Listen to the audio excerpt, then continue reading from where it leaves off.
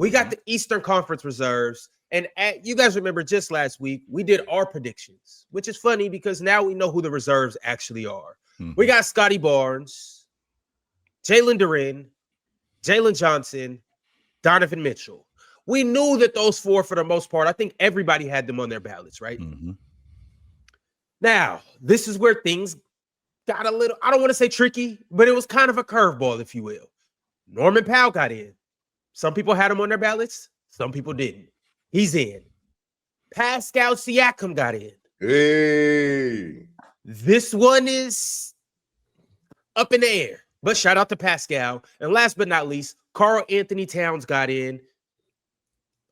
I think deservedly so. But fellas, you guys talk to me about these 7 names out east. I was 6'7", so I was back and forth between Cat and Embiid. Those are the two guys, and I ended up going with Embiid because I thought that Embiid was playing at an all-star level. I mean, he had been fantastic. I thought Cat was struggling, but then I thought to myself, all right, so the number 2 seed in the Eastern Conference got a 20-10 dude. When was the last time that happened? That the East had a dude that was 20-10 that was not an all-star. I don't remember that happening in my lifetime. If you're 20-10 and you're on the top team in the Eastern Conference, and I know how you feel about the Eastern Conference, but when you're in the top 2 in that conference, then. But I ended up going with Embiid instead. Siakam, I did not pick Siakam. I got Siakam wrong. In fact, I think there was one of you guys up here said Siakam. It was either one of you guys or Penn had said something about Siakam. I had picked Mobley. The reason why I picked Mobley because it's a fan vote, and I was a fan of Mobley, so I picked Mobley off the strength of it being Mobley. And the other guy that I ended up picking was Ox been talking about Brandon Ingram. Ox been talking about Norman Powell for quite some time now. I ended up picking Brandon Ingram because I thought Brandon Ingram was playing well enough to be an all-star. So those were the 3 guys that I got wrong. I had Pascal Siakam on my ballot for the reserves. So I'm happy to see that Pascal Siakam is still getting the credit to his level of play. Pascal's been playing very well. Just because the team isn't winning, right? This isn't a team success award. This is an individual play accolade, and Pascal Siakam has been playing some great basketball up there in Indiana. So I know, we're going to get to names that supposedly snubbed, right? But Siakam is not the one that should be replaced, in my opinion, if we were to put those guys on the team. The All-Star game is just tricky, because it's like there's so many spots, there's so many people that deserve it. You know what I mean? So it's just kind of like a lot of times it's just a matter of opinion. I had Norman Powell on my list, and you know what? I think I overlooked Pascal Siakam. I probably should have had him on my list too. But once again, like I said, there's just a certain amount of spots. So shout out to both of them dudes. Quick question for you guys. What did I miss with Pat? Because you 2 dudes ain't the only ones who said that. I heard that from other people. What did I miss with Pascal Siakam? Is he awesome this year? Because I haven't watched much Indiana. I'd be lying if I said I did. Yeah, Pascal is scoring the ball very well, accurately, efficiently, in my opinion.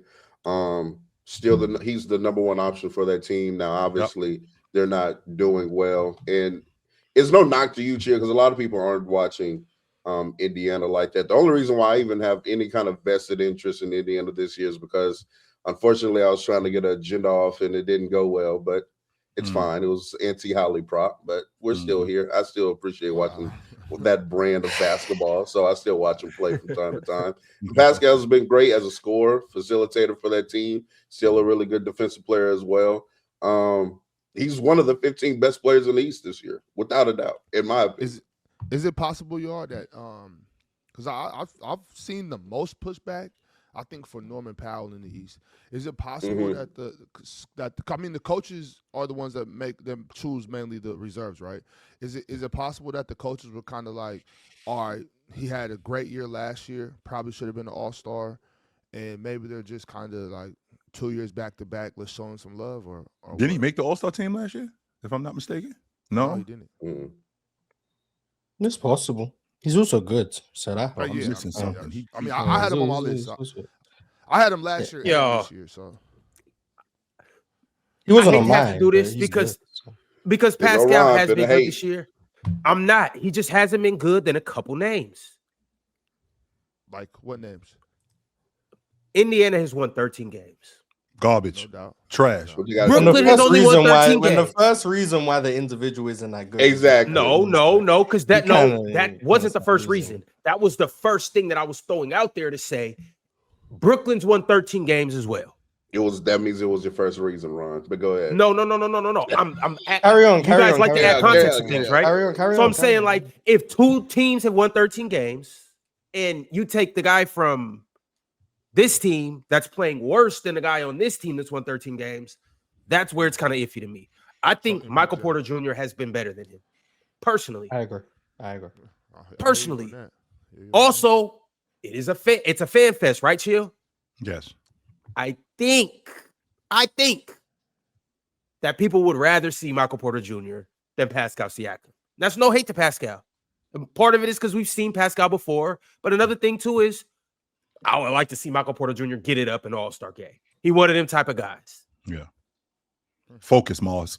Also, no, don't focus, Mars. Also, I would like to see Joel Embiid in the All-Star game. If we're just talking about fanfare and whatnot, I would much rather like to see Joel Embiid over Pascal. And I think even Pascal Siakam would agree with that. Doesn't Cat get busy though, Ron? Cat gets busy in the All-Star game, if I'm not mistaken. I haven't even brought up Cat. I haven't brought up Cat. I'm just sticking with Pascal. He hating on Norman Powell, man. That's what he hating. That's the name that everybody should be. No, Wait a minute. I mean, I think I would have had MPJ making it, and obviously Joel. But Joel, whatever, he gets a week off, you know. Sure. Well, here's the thing, though, Mars. But here's the thing, because the All-Star game is next Sunday, not this Sunday, next Sunday. So Giannis is not going to play in the All-Star game. So somebody's going to move into that starting lineup, and then somebody's going to take that spot, right? So MPJ, yeah. Is it going to be MPJ who's going to replace him? Is it going to be I want it Embiid? to be MPJ. Is it going to be Embiid that replaces him? I'd be surprised. Play, Chill. He's not. Man, it's in Embiid's best interest to decline that invite, man. Right. It's not. Well, he needs to be out All-Star game. It's not to the same extent as the Olympics. Right. It's just another situation. And I think we'll have this same discussion here in a few minutes when we get to the West as well. But it's like in the East, it's like there's a short list of guys that probably shouldn't do extracurriculars. You know what I mean? And being acknowledged as an all-star is enough. Like, you don't necessarily have to play in it, but the fact that you got acknowledged as an all-star is very much enough for this guy's career. I think MPJ is going to deserve this alternate spot in the All-Star game. I agree. Is it an alternate though, Ron? Like when we talk about, if you're an injury replacement, yeah. Yeah, but there's plenty of people who look at these guys like when you are picked as an alternate, like, well, maybe he shouldn't have been an alternate. He should have actually been on the team. Like, technically, he is an alternate, sure, because he didn't get picked. But should he have been an alternate, or should he have already been on the crew right from the beginning? Because I'm not. Keep going, Chill. Well, almost there. You not don't say nothing. Let him keep going. Let him cook himself. All right, that's enough. All right, Swiper, would you like to step in? Oh, I think he should have been there. That's it. I think MPJ should have made it the first time. But Swiper, what's your thoughts on MPJ and just the East as a whole? Yeah, I had Michael Porter. I had Pascal Siakam making it, and I think everybody else made it. I did not have Norman Powell making it. I think that obviously he's being boosted by the winning and all that. I had Donovan Mitchell, Jalen Johnson, Porter, Scotty, Jalen Duren, and then Pascal Siakam. And then, there's going to be a substitution in there for Embiid or whatever. But, I mean, I don't know how much of a robbery it is for Porter. I think I expected him to be there, but I also know he's on the Nets. And, coaches they're not going to – he probably doesn't have the reputation to strong enough to hold him over when they're – they won as many games as they have, as opposed to Pascal, who's an NBA champion and all that. That's probably why they did it. I mean, I don't really know the basketball reason. I thought Porter should have been there. I mean, Porter's an NBA champion. I know, but Porter was a third option. I think it's the reputation of Porter as opposed to Pascal that got him in. What option was Pascal in? I'm just going to assume it's because of games played. That's kind of why. Yeah, that's really what I was probably thinking as well. Probably a games played thing. And again, Pascal, Pascal is playing really good basketball also.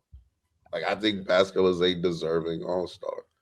Norman, Swiper, you said that that Norman got in because he got boosted by the wins. Don't you think the wins got boosted by Norman? Yeah, I mean, he is their leading scorer, if I'm not mistaken. Isn't Norman their leading scorer in Miami? Isn't he averaging like 20, 22, 23 a game, something like that? If so, that's all he's doing. And there's plenty of guys that's just bucking. What the hell is MPJ doing in Brooklyn? That's true. When I tell you MPJ playmaking better than Norman Powell. Is that a fact, Mars? That's wow. So, interesting. Like MPJ's getting downhill and getting off the pill. MPJ getting to the rim and beating up on big guys, getting big guys in foul trouble, getting them off the floor. MPJ finding open guys. MPJ is just better than Norman Powell. Not really, but it's just he's scoring better than Norman too. Like he's also in a worse offense situation, scoring better than Norman. So I think get with that. It's really that simple. That could be that as it may. Like I said, I mean the wins are boosted by Norman. I know sometimes we want to try to dig deeper into things like, oh well, this person doing this. They're winning games because of Norman Powell. Like not only because of Norman Powell. Obviously, there's a full team down there, but like Norman Powell's boosting the wins, and we can't. I don't think we can deny that just because you think that MPJ passes the ball a little better than him. Well, I would make the counter argument then for Brooklyn that the only reason that they're like competitive in any of the games they play. They're not competitive at all. They are though. When Porter's playing, they are actually competitive. I think the issue is they're so bad outside of Porter that's why they're losing as much as they are. But I don't like I said, that's a whatever. Like, Norman, you want to get him in there. He didn't get in last year, had a great third start to the season last season, calmed down right before All-Star break. You want to get him in this year. Whatever, no problem. I do think Porter should have been in there. I wonder how many 26 a game guys have not made the All-Star team. I mean, even if you want a bad team, like 26 a game. I don't know. There's currently a guy averaging almost 28 points a game that got left out of the All-Star game with the most points ever. That's the worst. Yeah. But KD averaged like 26 in year 2 and didn't make it because they gave it to like David West or something because winner. So this happened before. How much did Melo average his second year? Because Melo didn't make it his second year either. Let's see. Like 24. Maybe 24. 21. No, year 3 he didn't make it. He averaged 26. He made third team All NBA that year. 26 and a half. Year 2 he only averaged 21. Melo. Year 2 Melo. They were still developing. Wait, no, year 3 Melo 26 and a half points and he ain't made the All-Star team. That's 27 a game and he didn't make the All-Star team. That's pretty interesting. So it's pretty interesting. That's pretty interesting. MPJ's average 26. What's that? 2006. Swiper. That was 2005-06, yo. MPJ's averaging 25 and a half. Who would have by 05-06, Brown was averaging 30 and Melo was what, a measly 26? Brown was also Brown's better than Melo? I'm not gonna you're right. I'm gonna avoid that. But yeah, LeBron was obviously very good that year. So Elton Brand is on the crew, yes. Garnett is on the crew. Yes. Gasol is on the crew. Is Sean Marion? Is that Carmelo Anthony's spot or is Tracy McGrady? Is that Carmelo Anthony's spot? It wasn't Sean. So it wasn't Sean it wasn't Sean Marion. It wasn't. What year are you talking about? 05-06. Was Melo better than T-Mac in 06? That was the Houston T-Mac, by the way. Yeah, that's Houston T-Mac. Yeah, that's Houston. T-Mac had 36 in that All-Star game, by the way. Oh no. You say he put up 26 in All-Star game? 36. T-Mac had 36 in the All-Star game. Yes, 36. Maybe 07. 07 yeah, maybe 07 on, yeah. A little bit. Yeah. Really 08, but So it wasn't. All right, but let's jump out west though, y'all. Mm-hmm. Let's see what's going on out west. Embiid and MPJ snubbed from the All-Star game. Maybe. It all depends on how you feel, but shout out to the first-time All-Stars. Yeah. Who? Joel was definitely. We didn't even talk about Joel for real. It is what it is. We used to be in the guy that dropped 40 yesterday, Ron, probably should have been all. Like we kind of just glazed over him. Ain't he doing something ridiculous this year, Ron? Like he went 40 and 11 a couple of nights ago. Like I think in the month of January. Yeah, he was mid in that game. We know me too. 38-point triple-double. Cooked the Knicks just last week. Yeah, we hold Embiid to higher standards around here. He was mid against the Pelicans, but it's cool. He had 40. So did he not play enough games? Back to holding him to. I seen enough. We back to holding Embiid to the Embiid standard. I've seen enough. So yeah. So chill. He's played 28 games, but he's literally played. I can't. 28 games. Yes. So in like the last, let me see, in the last 18 games, He's only missed in the Sixers' last 18 games. He's only missed 2 games. And if I'm not mistaken, you dudes just hit last me with 20 games. He's missed 3 games. And you dudes hit me with the stat. He averages something like 34 and 10 over like 10 games or something like that. Yeah, it's probably something ridiculous. Yeah, like something crazy like that, like 34, 10, and 5. Yeah. Which had me thinking, I'm like, is this 2023? What's going on? I guess, Jim. I don't know. Are we back? Are we back to 23? Did somebody rewind the clock? Because that's what I remember. Like when I think about like. He's averaging 31, 9, and 5 last 10 games. 31% from the field. What shooting splits? You said 51 from the field? Yeah, 52, 40 and a half, and 87. 40 and a half what? 3 from 3 on 3.7 attempts a game. That's pretty. That sounds very Embiid-ish. If we're being honest, that sounds very Embiid-ish. So, yeah, I had him on my All-Star ballot. Yes, I did. I had Embiid making the crew. Yeah, I actually had Pascal.